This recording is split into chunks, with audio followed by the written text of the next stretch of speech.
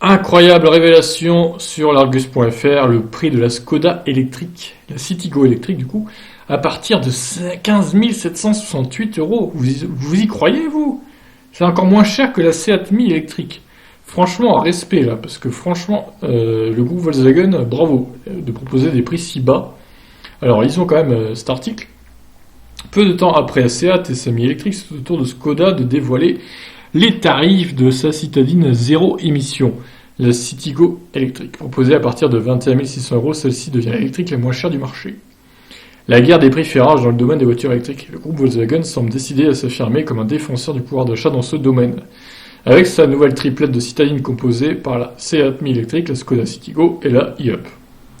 Quelques jours après que Seat ait annoncé les tarifs de sa Mii électrique, c'est aujourd'hui au tour de Skoda de nous dévoiler les prix de sa sœur jumelle Citigo E4. C'est un peu un nom à coucher dehors, hein. Pourquoi rajouter E4, je sais pas, bon.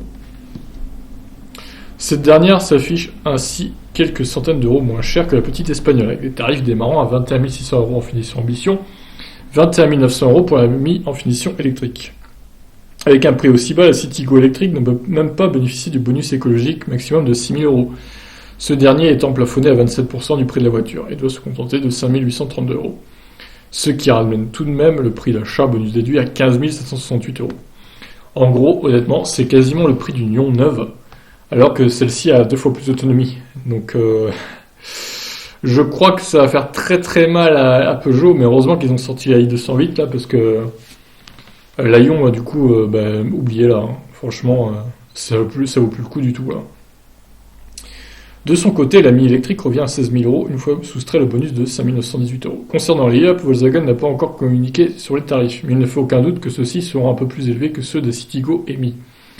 Malgré tout, si la Skoda Citigo s'affiche aujourd'hui comme la moins chère des citadines électriques, elle n'est pas à l'abri de se faire dérober ce titre assez rapidement.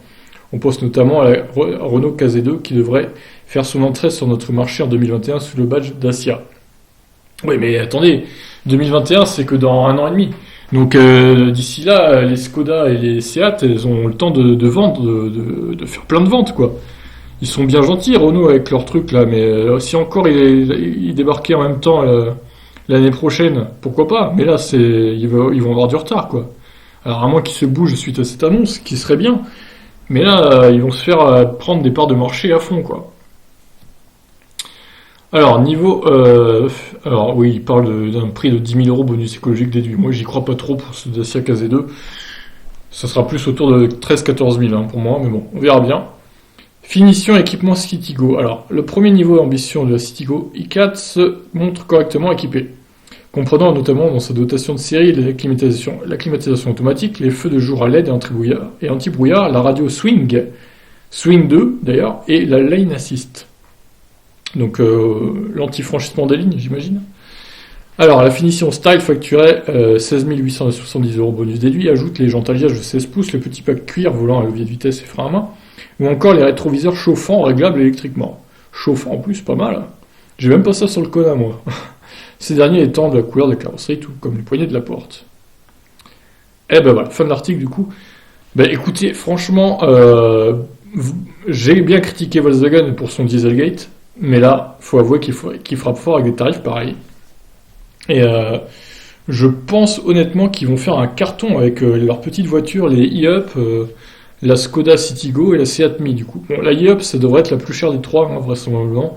Je pense qu'elle serait autour de 17-18 000, bonus déduit.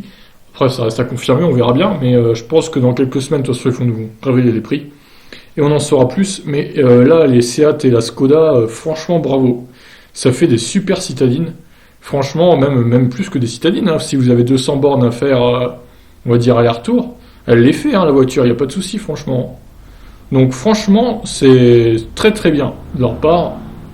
Et ça va faire très très mal à la concurrence, notamment à la nouvelle Zoé. Bon, certes, la Zoé qui a beaucoup plus d'autonomie maintenant que ces voitures-là, mais qui est quand même 2 fois plus chère, quasiment. Donc c'est quand même fou, quoi. Pareil, la i208. Bon, certes, elles sont mieux équipées, hein, je dis pas le contraire. Elles se rechargent plus vite, etc. Surtout la i208. Mais voilà, ça risque de leur prendre des parts de marché. J'ai hâte de voir les ventes l'année prochaine de ces voitures-là. Et je vous tiendrai au courant, bien évidemment. Allez, je vous laisse réagir sur cette bonne nouvelle de la semaine. Ciao!